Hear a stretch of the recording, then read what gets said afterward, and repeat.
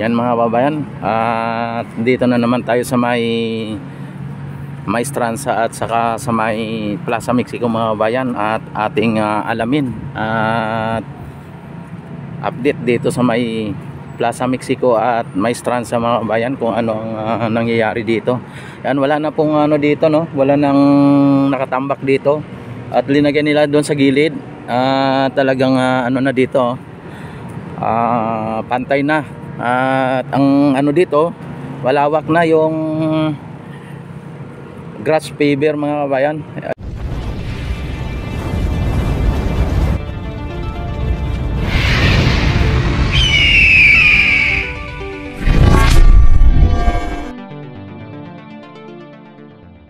Ito, grass paver ay ano na, malawak na. Kunti na lang siguro, mga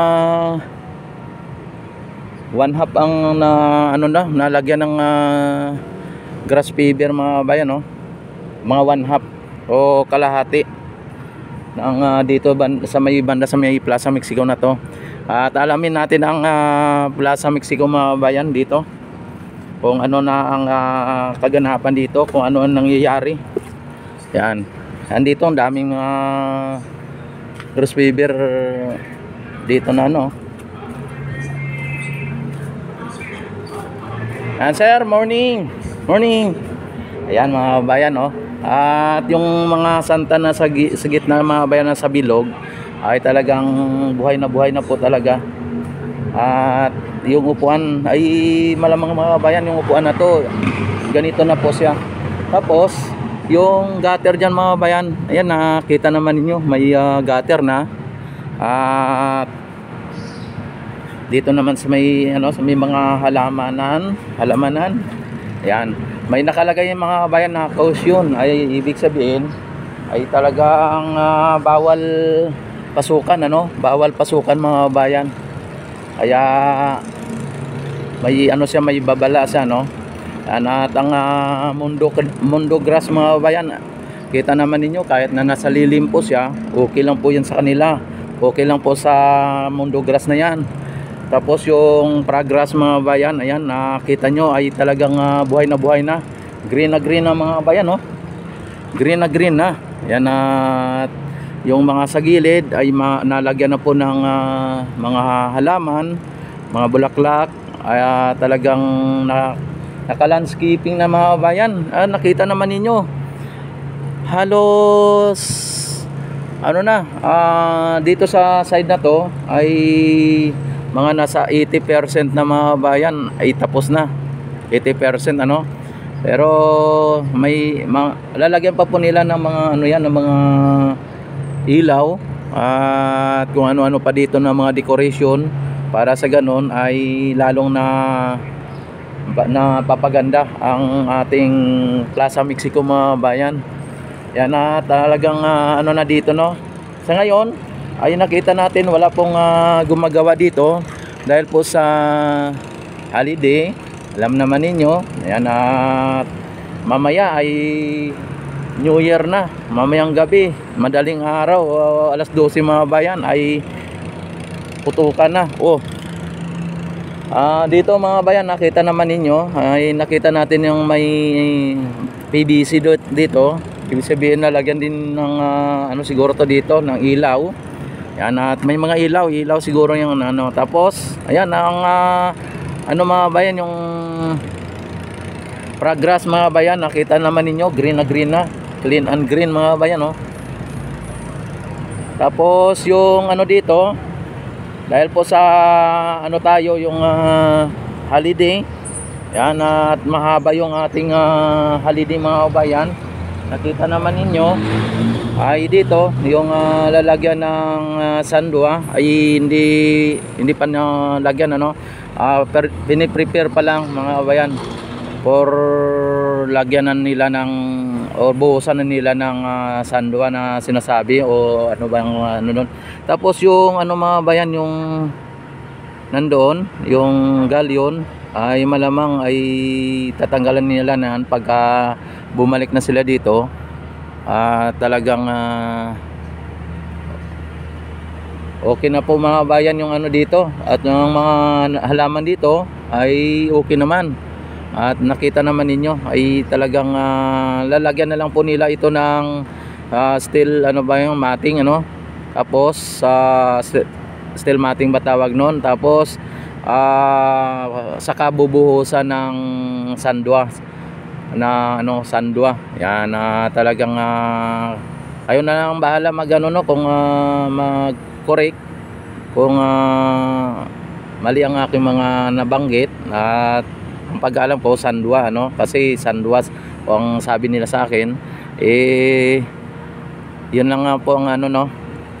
At hindi naman ako eksperto sa mga ganyan dahil po hindi ko po naranasan ang magtrabaho sa construction mga bayan ano.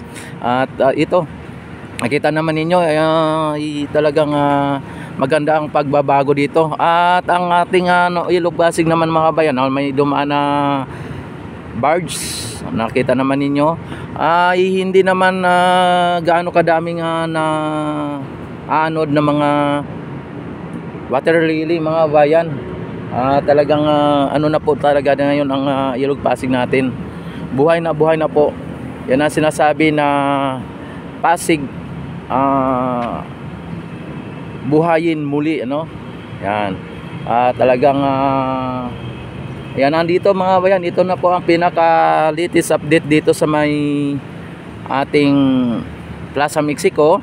At pupunta po tayo sa may ano, sa may Maestranza, para sa ganon ay ipapakita ko naman sa inyo ang mga kaganapan doon o mga nangyayari doon sa may Maestranza mga bayan. Nakita naman ninyo mga bayan ay talagang halos makumpleto na ang nandito sa may Plaza Mexico. At yung ano, buhusan na lang dito, kulang na lang buhos dito yung bike lane mga bayan papunta dito sa may Maestranza. Ayan. Ayan na mga bayan. Ito siguro ay ano na to, final na po itong ano na to, tong gutter na yan. Ay final na po yan. Tapos yung dito na gutter mga bayan ay yan, nakita naman nyo parang may ano din doon, no, may papunta din doon. Yan, no. Tapos ayan, ang gutter mga bayan ay dinugtong na po nila dito. Ayan. Talagang dito po talaga dadaan sa may pinaka ano ng Binondo Intramuros Bridge mga bayan, yung pinaka ang tawag nito, yung symbol ng Intramuros Binondo Bridge, Friendship Bridge ano, symbol ano dito. Dito ang pinaka ano niya, diretso niya. Yan, kung niyo nakikita ay maano po to, hagip po to. Tapos ayan hagip po siya dito. Yan, dito ang akyat niya. Tapos diyan lalagyan po ng ano, ng grass fiber, katulad nung doon sa may ano na yon.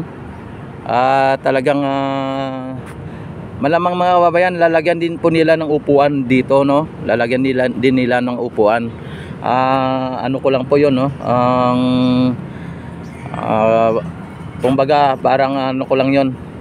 Tapos dito sa may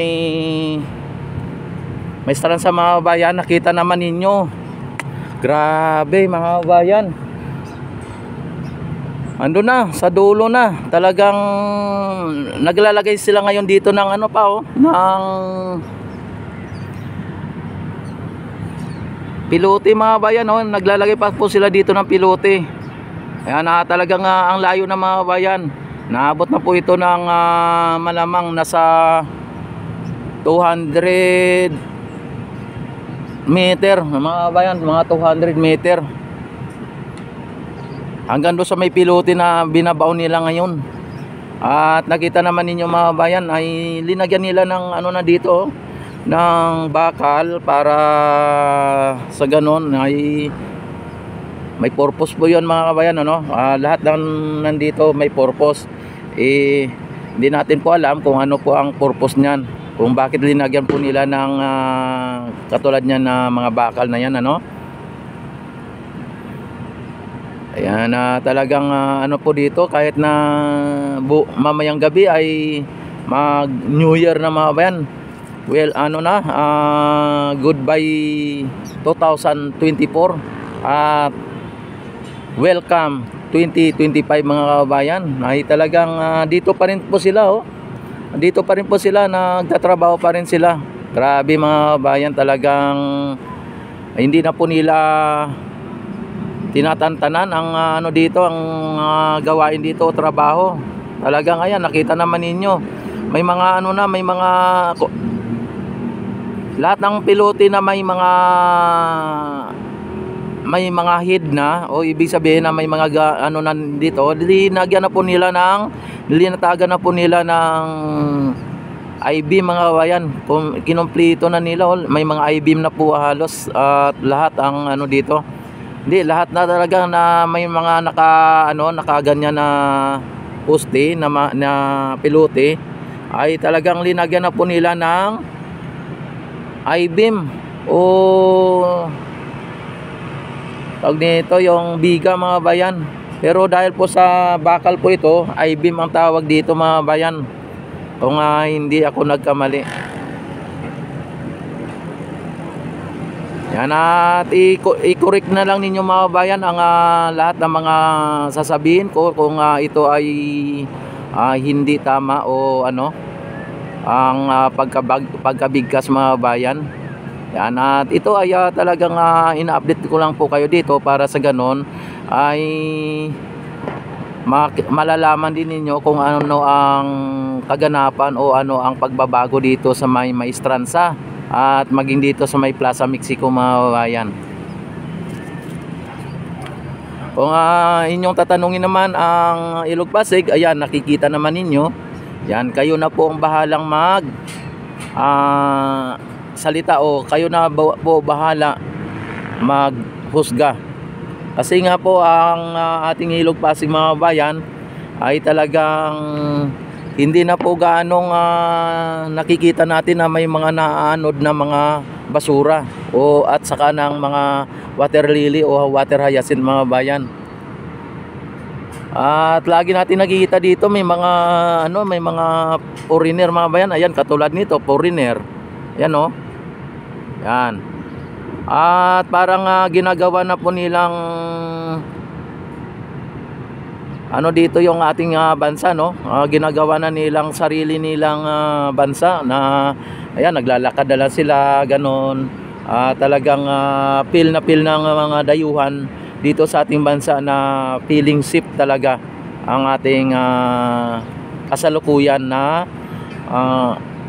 administrasyon mga bayan. Kaya asahan natin na itong mga project ng ating Pangulo at ng ating FLISA ng ating First Lady ay dadagsain dito ng mga turista o ng mga dayuhan at maging ang mga lokal na mga turista katulad ng mga galing Mindanao o saan-saan mga lugar nandito sa atin, mga lokal tourists ay talagang asahan natin na dadagsain itong project o itong pasyalan na ginawa ng ating Pangulo. Ito at talagang patok sa taong bayan mga bayan at hindi po yung tuwing gabi ay talagang napupuno yung esplanade mga bayan ng mga turista o mga namamasyal dito sa may Phase 1A, B, and C mga bayan.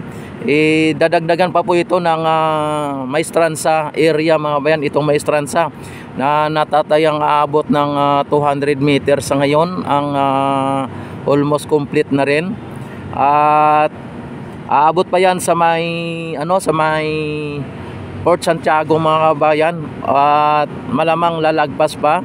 Kapag naabot na po yan sa Port Santiago mga kababayan, ay makukunik na po yan sa doon sa may Port Santiago.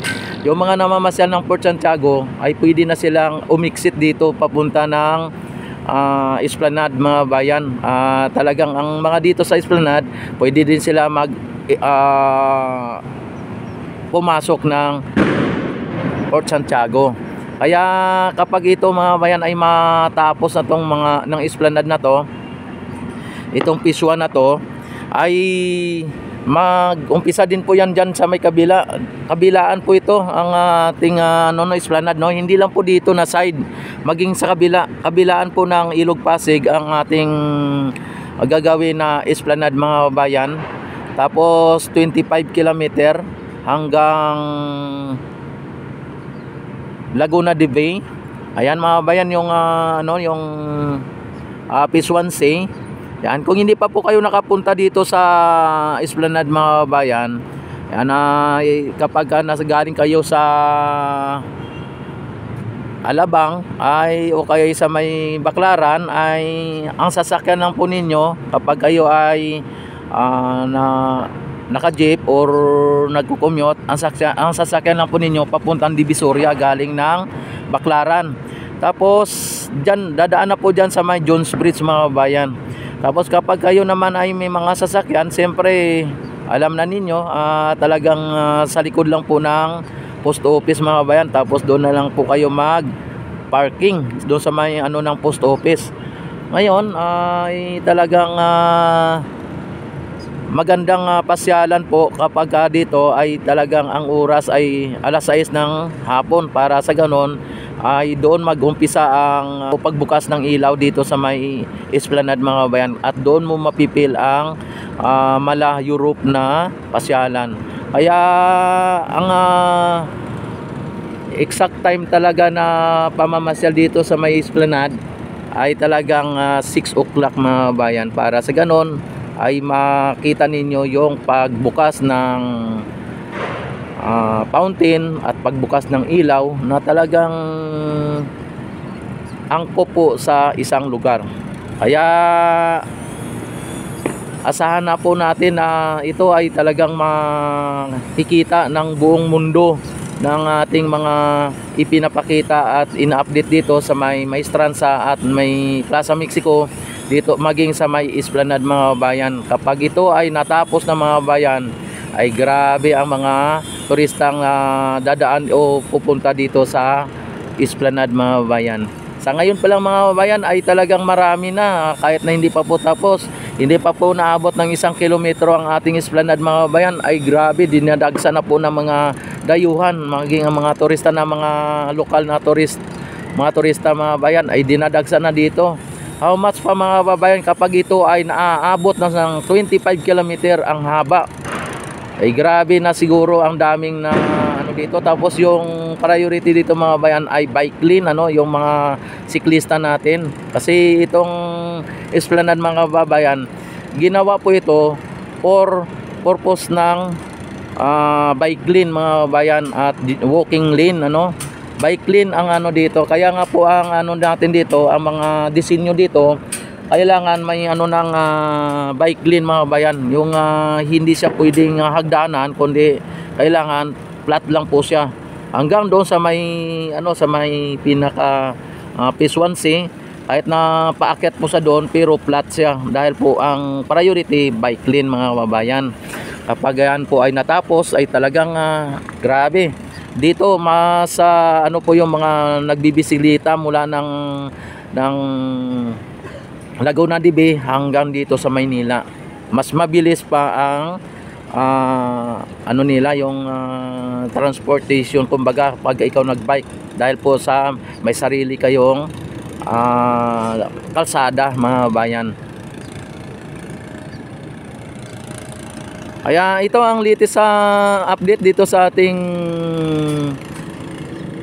ginagawa ngayon dito sa may Maestranza mga bayan, at sana ay matapos ninyo ang aking mga upload, mga update dito sa umpisa hanggang sa dulo, para makita po ninyo kung ano ang mga nagaganap dito sa ating project ng ating FELISA at ng ating Pangulo. Ayan, talagang maraming salamat sa mga nagsusuporta at mga nagsusubaybay sa aking YouTube channel, at mabuhay po kayong lahat hanggat gusto nyo, at mabuhay po ang Pilipinas, mabuhay ang bagong Pilipinas, mabuhay si PBBM. at mabuhay ang bansang Pilipinas.